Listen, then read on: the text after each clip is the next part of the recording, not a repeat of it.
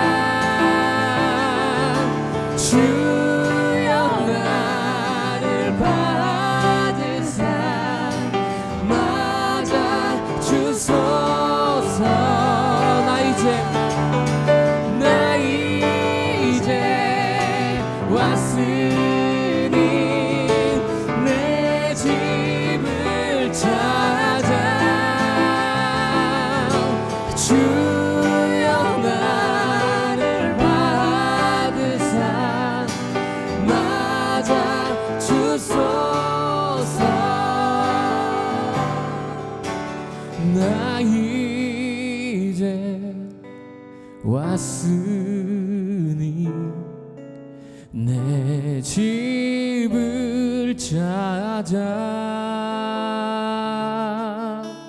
주여 나를 받으사 맞아 주소서.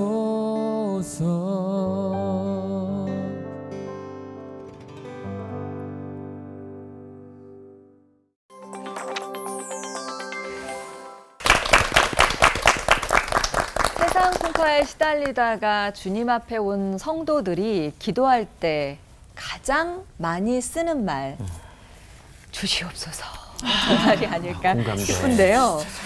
그 간절한 기도와 간구에서 빠지지 않는 게 바로 돈이죠. TBS 올포원 오늘은 돈 사용 설명서를 준비했습니다. 이 돈을 성경적으로 다루는 법에 대해서 얘기를 해볼 텐데 뭐가 제일 어려우세요?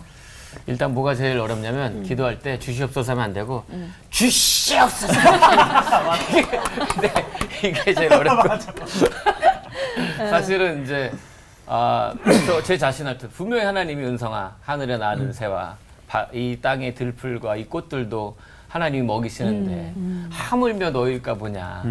그 사실은 이 말씀을 딱 우리는 잘 알잖아요. 네. 잘 아는데 이게 믿음으로만 안 되는 거예요. 잘 아는데도 믿음으로 안 되고 뭔가 힘들 때가 올 것 같으니까 그때를 대비해서 뭔가라도 막 이렇게 하려고 하는 게 우리 제 모습인 것 같아요. 그 또 잠언 말씀처럼 개미같이 부지런히 일해서 야금야금 모아도 이 택도 안 되는 집값과 교육비 네, 그런 것 때문에 좀 그 마음이 많이 어려울 때가 있어요. 맞아요. 근데 이 재테크의 기술 같은 거는 난 너무 순진하게 사는 게 아닌가 하는 생각이 들 정도로 그런 기술 같은 게 제가 또 없거든요. 그럼 날 따라와라. 네. 근데 진짜 이 크리스찬 중에도 분명히 부자가 있지 않습니까? 아, 있죠, 있죠. 근데 좀 이 돈 좀 벌려고 좀 발버둥을 치면은 청지기의 삶이 아니라고 하니까. 아니 뭐 솔직히 말해서 너튜브 좀 해가지고 네. 돈도 벌고 장가도 가고 네, 집도 사주고. 집도 하고 뭐 그러면 안 되는 거예요, 마주 씨? 그걸 왜 저한테 물어보세요? 아니 목사님. 그러면요 너튜브를 해서 돈을 많이 버는 그런 신랑을 만나야 하는 거예요? 아니면은 돈은 잘 못 벌더라도 좋은 일 많이 하면서 또 신앙심 깊은 그런 신랑 만나야 하는 건가요? 마주 씨. 그게 어떻게 따로따로예요?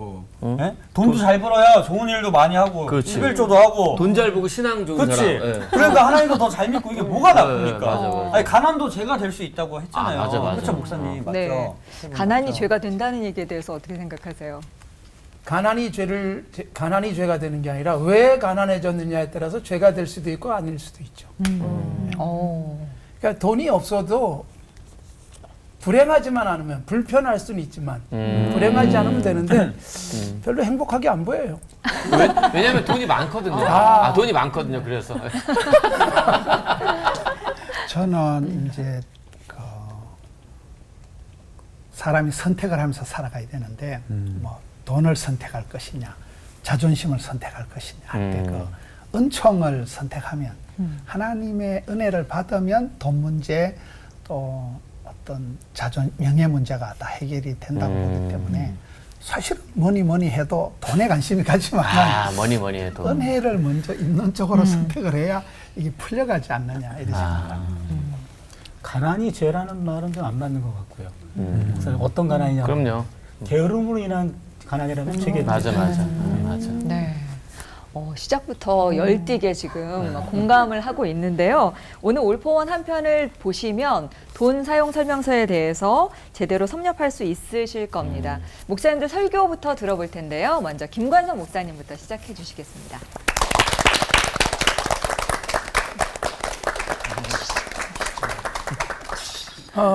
어떤 청년이 저한테 이런 얘기를 했습니다. 1억 만들기 프로젝트를 진행하고 있다고. 좀 측은했어요. 1억을 만들어야 되는데 그게 언제 만들어질까? 월급이 얼마냐 물어봤더니 얘기를 하는데 그 친구가 저축하는 거로 보니까 1억 만드는데 꽤 오래 걸릴 것 같더라고요. 얼마나 힘들까?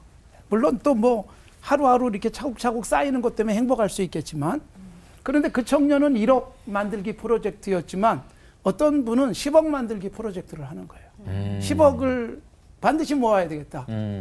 근데 뭐 1억 되고 5억 되고 10억 돼서 행복할 수 있을지 모르겠지만 그 시간 다 지나고 나면 그 10억 만들고자 했을 때는 10억이 굉장히 컸는데 다 만들고 나니까 뭐 10억이 별로 안 될 수도 있잖아요. 네.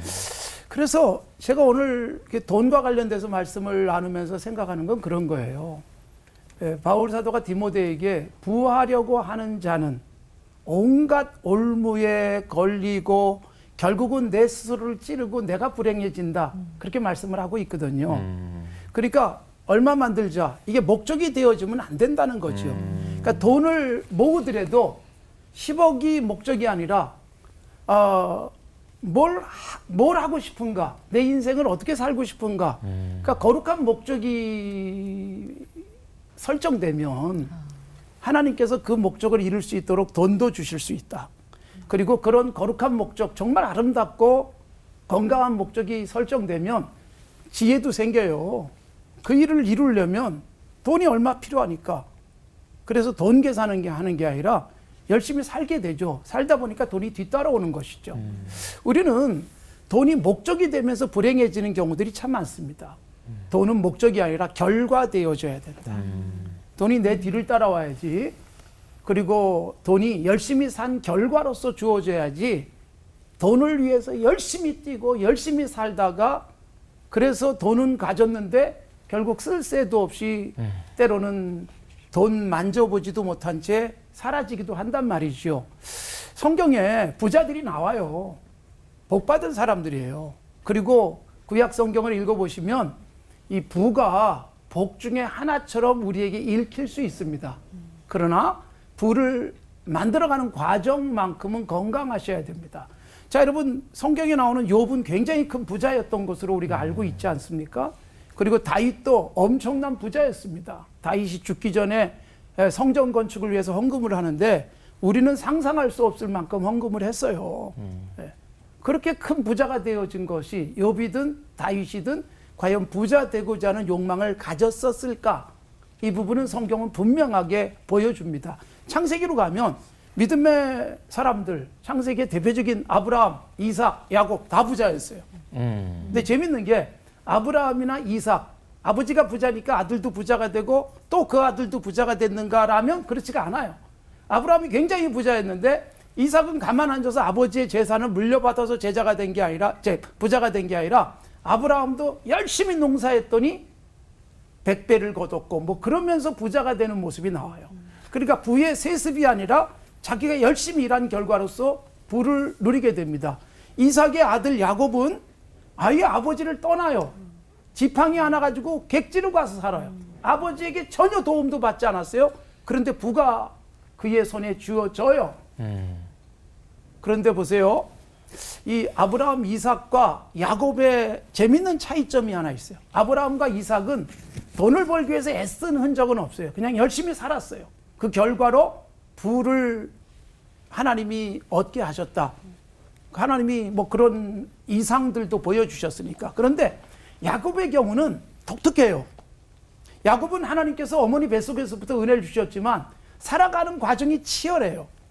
그럼 뭔가를 가져야 된다 그러면 기어코 가져야 되는 사람이었어요. 그가 지팡이 하나 갖고 외삼촌 라반의 집에 가서 살면서요, 부를 이루기 위해서 굉장히 노력을 합니다. 열심히 일하고 밤잠도 제대로 못 자고 더위 추위 아랑곳하지 않고 일했다. 창세기 31장에서 그렇게 말하고 있는데, 그런데 길을 쓰고 가져야 된다는 게 그의 어떻게 보면 강박관념이었어요. 그러다 보니까 부자가 되긴 됐어요. 아브라함도 부자, 이삭도 부자, 야곱도 부자인데 차이점. 아브라함이나 이삭에게 없던 것이 야곱에게 있는데 창세기 47장에 보면 130세가 됐을 때 바로 왕 앞에 가서 이런 고백을 해요. 험악한 세월을 보냈습니다. 부가 목적이 되다시피 산 사람은 부를 갖긴 가졌는데 불행했어요.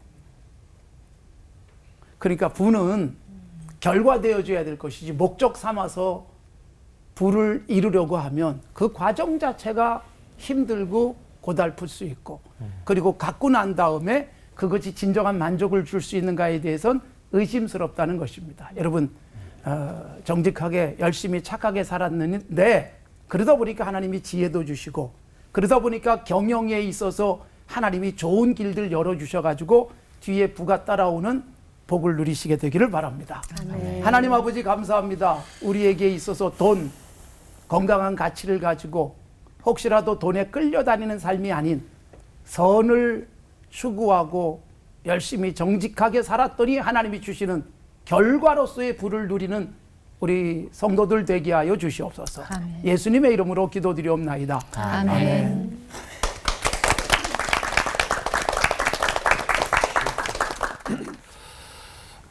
제가 선택한 본문의 말씀이 잠언 22장 1절인데 제 아내가 제일 좋아하는 말씀이에요. 많은 물질보다 명예를 택할 것이요, 금과 은보다 은총을 택해라. 여러분, 사람이 살아갈 때 무엇이든지 선택을 하는데 뭐니 해도 머니가 제일 중요한 거예요. 자본주의 세상에서는 돈이면 안 되는 게 거의 없다고 하잖아요. 돈 때문에 사람이 죽고 사는 거예요. 그런데 물질보다가는 명예를 택해라, 이 말은 사람이 물질은 있지만은 자존심이 상하면, 명예의 손상이 되면 자살을 해버리는 거예요. 이 자존심의 명예의 문제가 와도 사람이 죽는 거예요. 그러니까 물질보다 명예보다 은총을 택해라. 이 말은 은총이라는 게 여기 물총이나 딱총이나 새총하고는 달라요. 은총이라는 건 그게 하나님의 사랑 중에서도 아주 그 무조건적으로 주는 아가페이적인 희생적인 사랑. 그 은혜, 은자, 사랑할 총자거든요. 하나님이 은혜와 사랑을 받아버리면 마음의 콤플렉스도 없어지고 자신감도 생기고, 그런 사람은 이제 돈도 따라오고 인심도 따라오고, 그러니까 그런 사람은 이제 모든 게 되는 거죠. 그래서 우리가 뭐 은혜 없이는 살 수가 없다는 이제 이런 고백이 나와서 우리가 어떤 것을 선택하며 구하고 관심을 가지고 살아가느냐. 성경에 보면 한 사람이 두 주인을 섬기지 못한다. 너희가 하나님과 재물을 겸하여 섬기지 못한다 할 때 이 섬긴다는 것은 종이 된다는 개념이에요. 하나님의 종이 되든지 돈의 종이 되든지 둘 중에 하나인데 성경에 하나님하고 동격인 신이 이 재물이라는 거예요. 돈이라는 거예요. 제가 옛날에 중국에 한번 선교하러 가서 여권을 잊어먹어가지고 너무 고생을 했는데 그때 사람들이 중국의 최고의 신은 달러 신이라더라고요. 달러만 주면 다 해결이 된다더라고요. 그래서 우리 세상에서 하나님과 동격으로 나오는 신이 물신이 재물신이라는 거예요. 그만큼 이 재물의 힘이 강한 것인데 성경의 기도에 대한 성경 구절은 한 500개가 된대요. 그런데 돈에 대해서 소유에 대한 성경 구절은 2350개나 된다. 그래서 우리가 이 물질에 대해서 재물에 대해서 성경 전반적으로 봐야 된다는 얘기죠. 우리가 그 사람의 인격을 알아보기 위해서는 시간을 주고 돈을 주보면 그 사람이 어떻게 사용하냐를 보면 단박에 알 수 있다 이러잖아요. 저는 이제 제가 신학을 9년 동안을 다녔는데 이렇게 뒤돌아보면 가난한 신학생으로 시작을 해서 제가 9년 동안 신학교를 다니면서 한 학기도 여유만만하게 등록을 해본 적도 없고 한 학기도 돈이 모자라서 휴학을 해본 적이 없는데 그때 제가 이래 받은 나름대로의 은혜 받은 말씀이 빌립보 4장 19절이에요. 나의 하나님이 예수 안에서 영광 가운데 풍성한 대로 너희 모든 쓸 것을 채우시리라. 우리 하나님은, 내가 믿는 하나님은 째째하신 하나님이 아니고 아주 영광 가운데 풍성하게 이빠이 주시는 하나님이라. 이빠이. 그러니까 한 번도 제가 돈이 많아서 여기서 본 적은 없었지만 한 번도 돈이 없어서 학교를 못 다녀본 없을 만큼 하나님이 항상 약간 아슬아슬하면서도 또 넘치게 공급하시는, 풍성하신, 채우시는 하나님을 저는 이제 신학교 다닐 때 체험을 했습니다. 예, 유대인들은 부자의 개념이 기부금으로를 본다는 거예요. 그 사람이 얼마나 부자냐 할 때 사회에 기부를 얼마나 했느냐 이렇게 보잖아요. 우리나라에도 전통적인 부자의 세 가지 특징이 있는데 하나는 밥그릇이 많다, 식솔이 많다. 경주 최씨 부자, 두 번째는 300년, 오래오래 간다. 세 번째는 난리가 터지면 대번에 안다는 거예요. 임진왜란, 병자호란, 난리가 터질 때 평소에 이렇게 존경받는 많은 덕을 베풀고 살아간 대감님은 종놈들이 보호를 하는데 평소에 치사반사 같이 이렇게 백성들의 피를 빨아먹고 살아간 인간 수전러 같은 것들은 종놈들이 와서 난리통이 죽창으로 찔러 죽인다는 거예요. 대궐 같은 집을 불을 싸지른다는 거예요. 저는 그 세 번째가 상당히 끔찍하다는 거예요. 그러니까 평소에 이 사람이 부자냐 아니냐 하는 것은 얼마나 섬기며 베풀며 나누느냐에 달려있다는 것이죠. 그래서 우리가 얼마나 가졌느냐가 아니라 얼마나 이렇게 돕는 자가 중요하고 주는 자가 복이 있다. 뭐 섬기는 자가 큰 자다 이러잖아요. 제가 얼마 전에 부여에 가봤는데 부여의 박물관에 가보니까 이런 글이 있더라고요. 쌓아두면 고물, 기정하면 보물, 검소하되 누추하지 않고 화려하되 사치하지 않고 아끼되 인색하지 않는다. 그게 그 박물관의 그 백제의 하나의 그 구호더라고요. 궁궐에. 참 그 말이 공감이 되었습니다.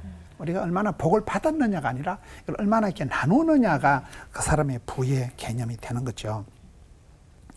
사람이 이렇게 뭐 국익보다도 선과악보다도 지금은 지한테 얼마나 덕이 되느냐가 초미의 관심사가 되는 이런 이제 자본주의 세상에 우리가 살아갈 때에 돈을 선택할 것이냐 명예를 선택하시냐 할 때 은총을 더욱 택하라는 것은 우리가 은혜를 받고 나면 마음의 여유도 생기고 저도 이렇게 목회를 좀 해보고 건축도 몇 판을 해보고 이렇게 해보니까요. 뭐 나발나발 설교한다고 되는 것도 아니고 잔머리 굴린다고 되는 것도 아니고 우리가 찬송 가사처럼 만 가지 은혜를 받아야 이게 유지가 되더만 보니까 그런 차원에서 우리가 하나님이 베풀어 주신 은혜와 사랑을 받아버리면 물질 문제, 명예 문제가 저절로 해결되기 때문에 우리는 이 재물 관계를 얘기할 때도 물질보다 명예보다 은총을 더욱 택하면 나머지는 저절로 하나님이 채워주시는 그런 은혜가 있을 줄로 믿습니다. 자비로우신 주님 감사합니다. 돈에 대해서, 물질에 대해서 온 세상이 초미의 관심을 가지고 있는 세상이지만은 저희들은 하나님의 은총을 덧입고 주님의 은혜의 강가에서 살아드리는 아멘. 저들 되게 하여 주옵소서. 아멘. 예수님 이름으로 기도하옵나이다. 아멘.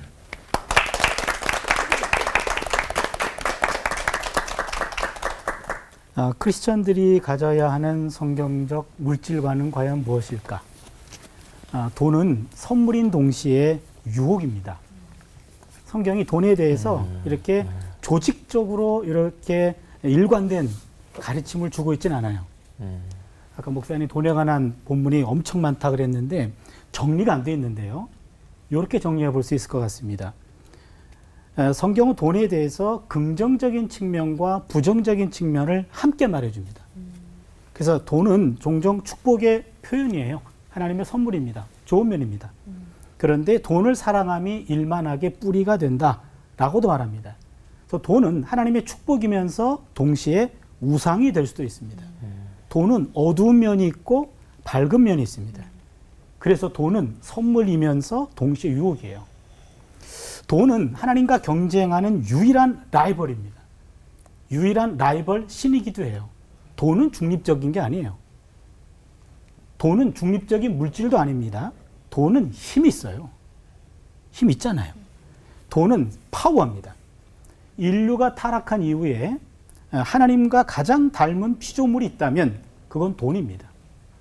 신들의 반열 위에 세울 수 있는 가장 강력한 힘센 신이 있다면 오늘날에는 돈신입니다. 하나님 없이 살 수 없듯이 돈 없이도 살 수 없습니다. 하나님도 필요하지만 돈도 하나님 못지않게 필요합니다. 그래서 예수님은 돈, 만몬을 하나님과 하나님의 유일한 라이벌 신으로 언급하고 있죠. 아까 마태복음 6장 24절 말씀해 주셨는데 그 말씀이죠. 한 사람이 두 주인 섬기지 못한다. 그래서 혹 이를 중히 여기고 저를 경히 여긴다. 너희가 하나님과 재물을 겸하여 섬길 수 없다. 돈은 하나님과 경쟁하는 유일한 우상신입니다. 그러기에 인간은 하나님을 따르는 하나님 백성으로 살 것인지 돈을 따르는 돈 백성으로 살 건지 둘 중에 하나를 택해야 됩니다. 돈을 따르는 삶이 아니라 돈이 따르는 삶. 그러니까 하나님을 주인 삶았을 때는 돈이 따르는 삶이라는 선물로 하나님이 우리를 인도하실 겁니다. 그러면 돈이 따르는 삶이란 어떤 삶인가? 돈에 대한 성경의 가르침을 좀 정리해 봤더니 세 수로 좀 정리가 되더라고요. 첫 번째는 가짐, 누림, 나눔. 세 수로 나눠보면 첫 번째 물질적인 소유, 가짐에 대해서는 성경은 자족을 가르칩니다. 성경은 지금 있는 그곳으로 족한 줄을 알라라고 말하죠. 빌립보서 4장 11절이죠. 내가 궁핍함으로 말하는 것이 아니니라 어떠한 형편에든지 나는 자족하기를 배웠다. 자족을 모르면 돈에 매여 살고 급기야 돈을 사랑하게 되고 결국 돈에 중독됩니다. 이쯤 되면 부자가 되려고 혈안이 돼서 수단 방법 가리지 않고 돈만 추구하는 삶을 살게 되는 거죠. 돈을 사랑할 정도가 됐다라고 하면 온갖 종류의 불행과 근심과 파멸의 씨앗이 됩니다. 두 번째는 누림, 물질적인 누림에 대해서는 성경은 절제 속의 향유를 가르칩니다. 우리는 여기 두 가지 극단을 피해야 되는데 첫 번째는 금욕주의적인 삶이에요. 물질을 가지고 인생을 즐기는 거에 대해서 상당히 부담스러워하고 부정적이죠. 가난한 사람들이 참 많은데 어떻게 나만 즐길까? 저도 가끔 이런 부담을 느낄 때가 있거든요. 이게 물질에 대한 금욕주의적인 입장입니다. 성경적이지는 않습니다. 두 번째는요, 지나치게 누리는 입장이 있습니다. 성경에서 명령하는 몇 가지 의무, 헌금 드리는 거, 예물 드리는 거, 구제하는 거, 성교비 드리는 거, 이런 것만 하고 나면 남은 물질은 모두 다 내가 마음대로 할 수 있어 하는 것들. 지나친 누림입니다. 이것도 극단적인 입장입니다. 성경의 입장은 금욕주의도 아니고 지나친 누림도 아니고 그 중간쯤에 있습니다. 성경은 생존을 위한 기본적인 것, 그것 이상의 물질을 인정해요. 그거 이상의 즐김을 인정한다고 얘기죠. 어느 정도 스스로 즐기기 위한 물질 사용을 장려하고 즐길 수 있는 물질은 하나님의 선물이다, 축복이라고 말합니다. 전도서 5장 19절을 보면 어떤 사람에게든지 하나님이 재물과 부요를 그에게 주사 능히 누리게 하시며 제 몫을 받아 수고함으로 즐거워하게 하신 것은 하나님의 선물이다. 그러면 누림, 무한정 허용되는 건 아닙니다. 하나님께 드리고 난 다음의 물질도 주권이 내게 있지 않습니다. 그것 또한 하나님에게 주권이 있습니다. 지나친 누림도 성경의 가르침이 아니고 바로 성경이 말하는 것은 절제 속의 누림, 이겁니다. 마지막 세 번째는 물질적인 나눔이에요. 성경의 가르침은 가난한 자에 대한 의무를 얘기합니다. 그러게 가난한 자들을 돕는 것은 참된 경건의 핵심적인 증거이기 때문에 내게 주어진 물질에는요, 일정 부분 나보다 가난한 자의 몫이 포함돼서 따라와요. 그 부분을 놓치지 말고 이거를 필요한 가난한 자에게 흘려보내야 도적질하지 않는 겁니다. 그렇다면 하나님은 하나님이 우리에게 주신 물질은 무엇보다도 선행을 위해서 주어진 것입니다. 에베소서 4장 28절이죠. 도둑질하는 자는 다시 도둑질하지 말고 돌이켜 가난한 자에게 구제할 수 있도록 자기 손으로 수고하여 선한 일을 하라. 주변에 굶주린 이웃을 외면하는 것, 이거는 하나님의 무서운 심판을 자초합니다. 부자와 나사로 이야기도 부자가 뭘 잘못했다 언급이 없어요. 부자의 죄는 혼자 배부르고 가까이 있는 가난한 이웃에 대해서 철저히 외면했다. 이거 하나입니다. 돈을 성경적으로 다루는 법, 현재 가진 것에 자족하고 절제 속에 주신 것을 감사함으로 누리고 그리고 가난한 이웃과 의무적으로 나누는 것. 이렇게 하나님이 주신 가르침을 따를 때 돈을 따르는 삶이 아니라 돈이 따르는 삶이 우리에게 주어질 것입니다. 기도합니다. 물질의 주권을 쥐고 계신 하나님, 돈에 휘둘리지 않고 돈이 따르는 그러한 삶이 되게 하여 주시옵소서. 아멘. 예수님의 이름으로 기도드립니다. 아멘.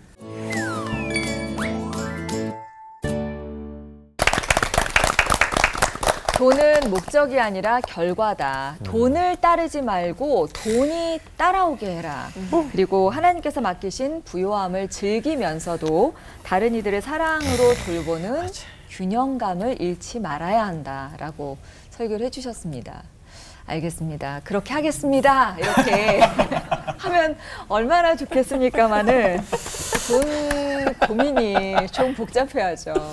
은성 씨도 네. 머리가 복잡해 보이시는데. 그러니까요. 네. 이 말씀 들으면서 왜 시작할 때 제가 주시옵소서 이래놓고 목사님 말씀드리니까 아멘 하면서도 이제 돌아가면 또 주시옵소서 이럴까봐 이제 제 걱정이 사실은 하나님이 전능하신 하나님이신 것도 믿고 또 그 하나님이 다 이 땅을 통치하시는 만물의 주인이시기 때문에 모든 게 다 하나님이 것인 걸 다 알고 믿고 그럼에도 불구하고 사실은 미래에 대한 걱정들이 많은 거예요.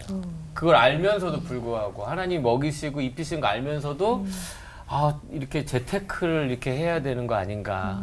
또 어디에다가 또 어떻게 투자를 해서 이걸 이렇게 좀 불려야 되는 게 아닌가. 우리 집 저기 집값 오를 만한 데로 이사 가야 되는 거 아닌가 막 이런 생각도 하면서 드는 생각은 하나님도 믿는데 어떤 이런 물질에 대한 것도 믿는 양쪽 다 믿는 게 과연 우리가 뭘 믿는 걸까? 목사님 저는 이래도 되는 걸까요? 이게 제일 궁금해요 사실. 네. 다 똑같은 마음 아니에요? 네. 사실 맞아요. 이게 맞아요. 정말 모든 사람들의 마음이 다 이렇거든요. 그러니까 목사님들이 좀 이래도 되나 우리가 싶어서요. 돈을 주시는 하나님을 믿으세요? 아멘. 네. 믿죠. 제가 질문 드렸잖아요. 그 하나님도 믿는데 우리가 또 이렇게 움직여서 이렇게 또 하는 게 괜찮을까? 맞는 걸까? 죄시 없어서 계속 네. 해요. 해도 괜찮아요? 왜 내가 너한테 돈을 줘야 되냐? 네. 이것만 분명하면 주시지 않겠어요? 역시 이제 그런 부분에서는 우리가 선물이 아니라 선물을 주신 분을 생각하자. 우리 이제 선물을 가지고 막 싸우잖아요. 맞아요. 이게 크다, 이게 크다. 맞아요. 근데 사실은 그거를 주신 자도 취하신 자도 하나님이실 때 우리가 하나님을 바라보면 하나님을 믿으면 그다음에 돈이다, 건강이다 이런 거는 하나님 보너스로 아까 말씀드린 하나님을 기쁘시게만 하면 하나님이 주시는 거기 때문에 우리가 뭐니 해도 머니가 중요하지만은 머니를 주시는 분을 믿어야 되는 거죠. 그 믿음이 밑으로 내려오는 거죠. 그 믿음을 가지면 물질에 대한 건 안 믿어도 따라오는 거죠. 그러니까 문제는 하나님도 필요하고 돈도 필요한데 네. 이게 문제잖아요. 네, 맞습니다. 정확합니다. 네, 어느 경우에는 돈이 하나님만큼 필요하단 말이죠. 그래서 이걸 어떻게 해야 되냐, 이게 두 마음을 가진 거냐라는 그런 고민이잖아요. 우선순위는 분명히 해야 될 것 같아요. 하나님은 재물을 비롯한 만물의 창조주이시죠. 그렇죠? 네. 그런데 돈은 경제 활동을 수단으로 인간이 만든 거죠. 네. 돈은 인간 피조물이에요. 그렇죠? 그러면은 하나님과 재물의 관계는 하나님은 창조주고 돈은 피조물의 피조물이에요. 그런데 우리는 피조물의 피조물이 바로 이 창조주를 압도하는 이런 삶을 현실적으로 살고 있단 말이죠. 일단 우선순위는 분명히 하자. 우선순위는 둘 다 필요하지만 위아래가 있다. 위아래가 있다. 그렇죠? 겸상은 위아래가 못하죠. 있고, 네. 중요한 것은 재물을 의지하지 말고 선용해야 돼요. 선용. 그걸 의지하지 말고 선용한다. 그러니까 물질을 내가 물질에 끌려다니면 의지하는 거고 물질을 끌고 다니면 선용하는 거예요. 그래서 그 물질 그거 가지고 내가 만약에 내 노후 준비도 안 돼 있고 모든 게 다 준비가 안 돼 있다면 자녀한테, 친지한테, 친구한테 부담스러운 존재가 되잖아요. 그런 면에 있어서 아까 최소한의 자신의 삶을 위해서 어느 정도는 모아야 된다. 그건 부끄러운 일이 아니다. 근데 그것이 주가 되고 끌려다니면 위아래가 잘못된 거다. 그건. 그래서 목사님 두 분 말씀 저도 동의하는데 그러나 삶 속에서 과연 구체적으로 어떻게 택해야 되는가 이 부분에 있어서는 조금 도움이 됐으면 합니다. 명확해요. 너무 명확하고. 사실 저희 정말 이 방송 들어가기 전에 밥 먹으면서 계속 이 얘기 했거든요. 근데 명확하네요. 그죠? 네. 이게 죄일 것 같았어갖고. 네. 그러니까 하나님은 분명히 하나님과 돈을 동시에 섬길 수 없다라고 이야기하셨는데 우리가 돈 쪽으로 뭔가 관심이 가면 돈을 섬기는 게 아닌가 이런 고민이 좀 있었거든요. 근데 이 세상을 사는 그리스도인들 많은 사람들이 다 그렇게 뭐 사는 거지 뭐 나만 그래? 막 이러면서 맞아. 생각했다면 그래도 우리가 좀 경각심을 가질 필요는 있겠다라는 생각을 하게 됩니다. 구체적으로 돈을 다루는 방법 실전편 질문들을 좀 속 시원하게 해결해 주세요. 알겠습니다. 네. 그래서 준비했습니다. 돈을 다룰 것이냐, 돈에 먹힐 것이냐, 돈에 돈 사람이 되지 않는 방법을 알기 위한 질문 타임! 안 적었어요. 아 저도요. 그래서 질문 한번 드려보도록 하겠습니다. 오늘 주제 너무나 필요한 것 같아서 질문 한번 예리하게 한번 들어보도록 하겠습니다. 예리하게. 이 성경에서는 돈을 말하면서 하나님의 목, 가난한 이웃의 목, 그다음에 내 몫을 잘 구별하고 그다음에 드리고 나누고 사용하라고 하는데 이 형편이 어려워지거나 벌이의 규모가 커지면 계산이 좀 달라지잖아요, 차준희 목사님. 그래서 성경처럼 잘 나누는 거 이게 특별한 사람만 가능한 거 아닌지, 그다음에 또 돈이 따라오는 삶에 충실하면 아까 말한 노후에 가난이 따르는 건 아닐지 이게 겁이 납니다. 그래서 질문 좀 답해 주시면 감사하겠습니다. 예, 이게 참 쉬운 문제는 아닌데요. 일단은 그 사도행전 2장에 보면은 오순절 성령 받고, 그렇죠? 그 다음에 사람이 은혜를 받으니까 재산을 다 팔아가지고 가난한 사람들 나눠줘요. 그렇죠? 저는 재산이 없을 때는 참 은혜 받았어요. 그 본문이. 근데 집안채 간신히 마련해 놓고 보니까 이거 본문이 읽는 게 부담돼요. 아니 이제 간신히 집 하나 구했는데 이걸 팔아가지고 전부 가난한 사람 주면 난 어떡하지? 고민이 됐었는데 사도행전 2장을 다시 읽어봤어요. 거기를 보니까 전부를 나누고 스스로 가난해지라는 것이 아니더라고요. 사도행전 2장 45절에 보면 재산과 소유를 팔아 각 사람의 필요를 따라 나눠준다. 필요를 따라 나눠준다. 그 말은 뭐냐면 내가 가진 것 중에 필요 없는 것을 자각해서 잉여 재산을 나누라는 얘기지. 내 거를 다 청산하고 나도 가난한 자가 돼서 다 나눠주고 나 도와주세요. 이건 아니란 말이지. 그렇게 은혜를 받으면 내가 가진 것 중에 더 있는 것이 보이는 거예요. 그게 은혜가 없으면 보이지 않고 부족하게만 느끼는 거죠. 그래서 은혜가 돼서 잉여 재산이 보일 때 그것이 없어도 된다라고 할 때 그 부분은 내 것이 아니다 얘기죠. 그걸 좀 따로 떼는 거고 그리고 아까 세 가지 하나님의 목, 본인의 목, 약자의 목 세 가지가 있잖아요. 이걸 보면은 우리가 갖고 있는 것 중에 제가 생각하기에 잉여 재산이 없는 가장 어려운 기초 대상자들이나 그런 분들이 있어요. 그런 분들에게까지 은혜 더 받아가지고 나눠 이렇게 하는 건 너무 가혹한 것 같고 그렇죠. 본인이 나눌 것이 없고 본인은 채워줘야 된다는 절대 빈곤이라고 한다면 이런 기준에 억지로 이렇게 해서는 안 될 것 같아요. 본인이 은혜 받기 전에 가난한 과부도 두랩돈 바쳤어. 맞아. 이건 너무나 억압이고요. 맞아. 본인이 은혜 받고 지갑을 열 때까지 기다려줘야 되는 거고 만약에 그렇지 않은 사람이라고 한다면 제 생각은 3분의 1은 하나님 못, 3분의 1은 나의 현재의 못, 뭐 3분의 1은 나의 미래의 못, 뭐 이런 식으로 좀 과거와 현재와 미래를 좀 나눠서 관리하는 것이 어떨까 그런 생각을 좀 해봐요. 그러니까 과거라고 하면은 나의 현재를 있게 한 나의 과거, 감사와 나눔의 대상이 되겠죠. 하나님에게 11조도 하고 부모님에게 11조도 하고 그 다음에 무슨 뭐 선행도 하고 학생들의 장학금도 좀 나눠줄 수 있고 구제비도 하고 뭐 품위유지비로 인사한 사람도 좀 줄 수 있고 요게 한 뭐 3분의 1 정도 그다음에 현재 나를 위해서는 뭐 건강을 위해서 뭐 운동도 해야 되고 그다음에 뭐 여행도 좀 갈 수 있고 이거 다음 3분의 1 나의 미래에 대해서 좀 3분의 1 정도 뭐 대비해서 자녀들과 가까운 사람들에게 부담이 되지 않는 나의 마지막 삶. 곰곰이 생각해 봤을 때 저 개인적인 생각이에요. 굉장히 실질적으로 이렇게 딱 나눠서 설명해 주셨네요. 네. 잘 나눠야겠어요. 저는 김간성 목사님께 질문을 드릴게요. 하나님은 우리에게 부유함도 주시잖아요. 그렇게 볼 때 부자로 사는 게 부끄러운 건지 왜냐면 위법이 아니면은 재테크도 좀 해가지고 돈 걱정 없이 살면서 좀 손 안 벌리고 살면서 더 은혜롭고 더 신앙적이고 헌금도 많이 하고 11조도 많이 하면서 그렇게 살면은 괜찮지 않은가 그런 생각도 들거든요. 부자로 사는 게 부끄러운 걸까요? 마주 씨 부자 돼가지고 우리 교회로 오세요. 그러고 싶습니다. 그러고 싶습니다. 주시옵소서. 쉬쉬었어 이렇게. 그러면 안 된다니까요. 성경에 아까도 제가 그 말씀드렸지만 부자들이 나오죠.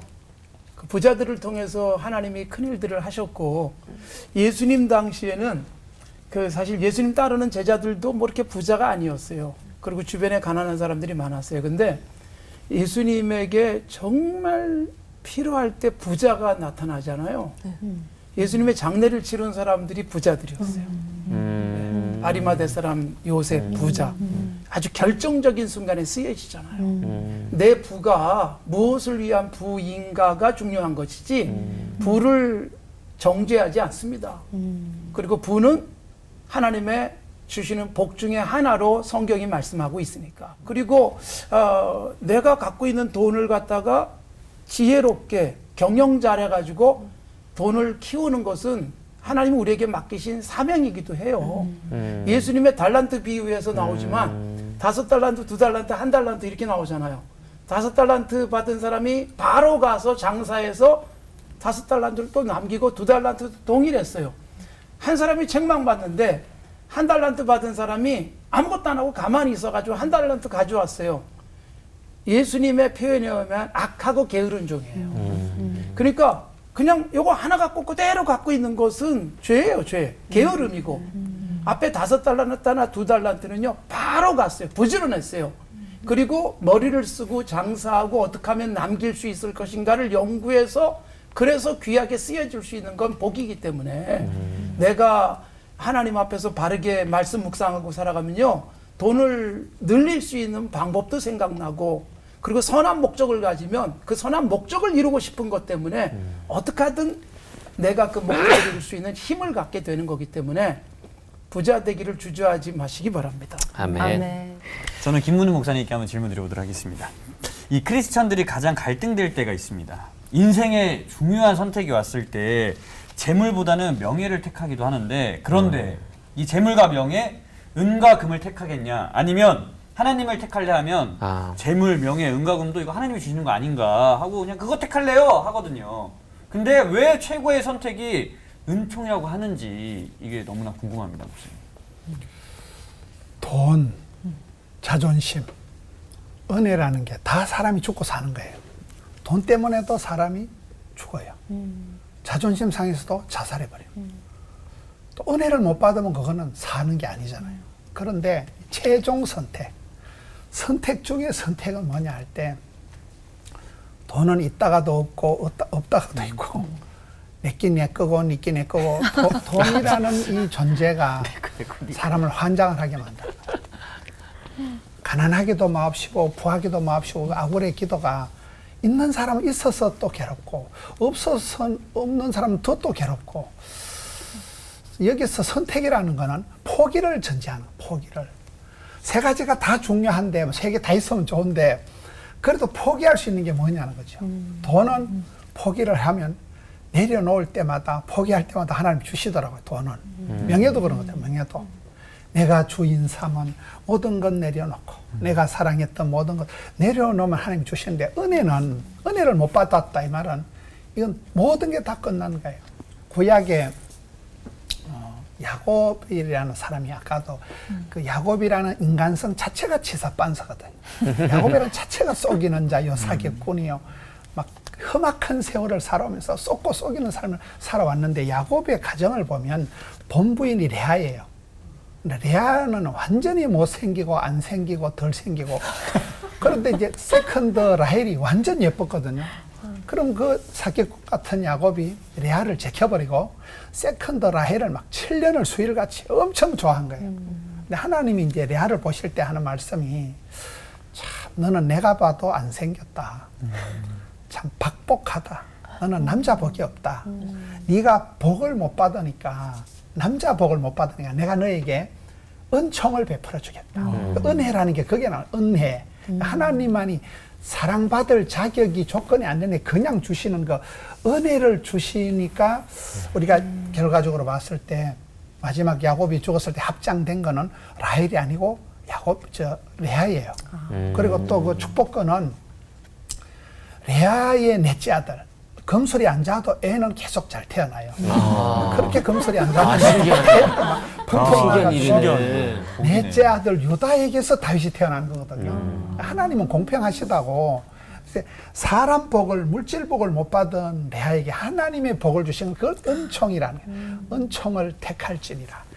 여자가 궁궐에서 임금님의 사랑받는 걸 성은이가 황송이가 망거기가 이러잖아요. 성총을 받았다 하듯이 그래서 우리가 은혜를 택해야 되는 이유라는 게 은혜 없이는 건강도 물질도 아무것도 안 되니까 우리 은혜를 먼저 선택을 하면 물질 문제는 건강 문제는 자존심 문제는 저절로 따라오는 거기 때문에 할 수 없이 우리가 신앙의 넘버원 우선순위는 최종 선택은 은혜를 택해야 되고 물질이나 이거는 포기할 수 있는 조건에 들어가는 거예요. 최종 선택에서는 후보에서 밀리는 게 물질이나 명예가 그건 내려놓아야 될 거라는 거죠. 내가 없어도 될 거부터 이렇게 포기하고 나면 정말 마지막에 포기할 수 없는 건 하나님의 은혜, 은총이 남겠네요. 그러니까 하늘나라 갈 때 빈손으로 간다는 거 우리 모르는 사람 없잖아요. 다 아는데도 어떻게 이 땅의 쟁여놓을 재물에 움켜쥔 손을 이렇게 펴지 못하고 있는 건지 안타깝습니다. 근데 계속 이렇게 움켜쥐고 있다면 우리 삶에 어떤 사랑과 은혜가 싹 틀 수 있는 공간이 없을 것 같아요. 네. 그래서 목사님들 통해서 좀 배우고 싶은데요. 돈을 잘못 사용해서 힘들었던 일, 또 돈을 잘 사용해서 누림의 축복을 입었던 일이 목사님들 직접적인 경험이시나 아니면 그 주변 분들의 경험을 좀 이야기해 주시면 저희가 좀 도움이 될 것 같아요. 저는 이렇게 사역을 해오면서 욕을 좀 얻어먹은 게 인색하다 소리를 많이 들었어요. 하도 어릴 때부터 이렇게 좀 가난하게 자라다 보니까 너무 아끼는 거예요. 막말로 아끼면 똥 된다 이런 말 있잖아요. 그래서 너무 이렇게 아끼다 보니까 성도들이 저를 보고 우리 목사님은 너무 인색하다, 쪼잔하다 이러거든요. 근데 이제 사역을 하다가 느낀 게 아끼는 게 능사가 아니구나. 제가 작년에 아프리카를 갔다 왔거든요. 아프리카 우간다를 갔다 와서 거기는 보니까 1,000만 원만 하니까 근사한 예배당을 한 채 짓더라고요. 그래서 그 얘기를 제가 저희 교회에 와서 얘기를 했거든요. 그 아프리카에 막 사람들이 바글바글 모여서 1,000만 원 가지고 예배당을 지었는데 입당 예배를 하는데 막 동네방네 잔치하는 걸 보여주니까 사람은 들어야 될 깃발이 있어야 된다. 불러야 될 노래가 있어야 된다. 외쳐야 될 구호가 있어야 된다. 이런 말이 있는데 제가 그 선교에 대한 이 하나님의 주신 물질을 돈을 잘 쓰면 너무 귀하다는 걸 딱 선포를 했더니만 저희 교회에서 1,000만 원을 들고 온 분이 갑자기 30명이 나온 거예요. 근데 그 30명이 나왔는데 그 중에는 아주 가난한 분도 있고 막 평생을 장로에 고기고기만 그 남편이 그 국가 유공자 남편이 그 전쟁에 참여해가지고 그 상처를 받고 그 매달 뭐 9만 원씩가 나오더라고요. 그거를 1,000만 원 모은 걸 가지고 온 거예요. 그래서 이거는 세상에. 우리 돌아가신 우리 남편 이름으로 아프리카에 교회 안에서 해야 된다. 제가 거기서 느낀 게 돈은 아끼는 게 능사가 아니고 하나님의 어떤 기뻐하시는 쪽에 깃발을 딱 드니까 돈도 오고 사람도 오고 그런 부분에서 저는 이제 교회 건축을 할 때나 이럴 때 하나님이 기뻐하시는 쪽에 딱 깃발을 들면 돈은 저절로 들어오는구나 그런 경험을 했죠. 형님은 어떻게? 요즘은 안 아끼세요? 여전히 쪼잔한 거죠. 돈이 없어가지고 잘못 쓸 일이 없었어요, 사실. 이게 자라날 때. 예. 이제 제가 초등학교 6학년 때까지 부자로 사시던 아버지가 다 잃고 난 다음에 돈이 없었거든요. 그러니까 그 학비도 우리 아버지가 주시지 못하고 그랬던 때가 있었어요. 근데 내가 느낀 건데 나는 꽤 잘 살고 있다고요. 우리 아버지는 저보다 더 일찍 돌아가셨고 제 나이만큼도 못 사시고 그리고 어머니가 내가 결혼할 때 10,000원도 안 주셨어요. 네. 그런데 나는 지금 잘 살고 있다고요. 우리 어머니가 그렇게 돈이 없을 때도 막 걸어 다니면서 신방하시고 구역 예배하시고 그러면서도 꼬박꼬박 11조를 하셨어요. 그리고 그 덕을 우리 어머니는 나한테 하나도 물려준 게 없지만 그 하나님께서 제게 채워주시는 복을 누리고 있는 거죠. 그래서 없어도 바르게 살고 건강하게 쓰면 하나님께 드릴 거 제대로 드리면 그러면 제게 오는 거죠. 그래서 제가 고민이 하나 있는데 우리 아이들 둘 키우면서 저는 우리 아버지에 비하면 우리 아이들에게 나는 전능한 아버지였어요. 달라고 안 해도 주니까. 네. 그런데 그러다 보니까 제가 걱정과 고민이 뭐냐 하면 우리 아이들은 내가 우리 아버지가 아무것도 없었기 때문에 하나님 아버지만 바라봤는데 얘들은 하나님 아버지를 못 볼 수도 있지 않냐. 이 전능한 아버지 때문에. 그 공감된. 네, 그래서 내가 많이 기도한 거예요. 나라는 아빠를 주신 하나님을 얘들이 바라보도록 그 기도를 많이 했거든요. 네.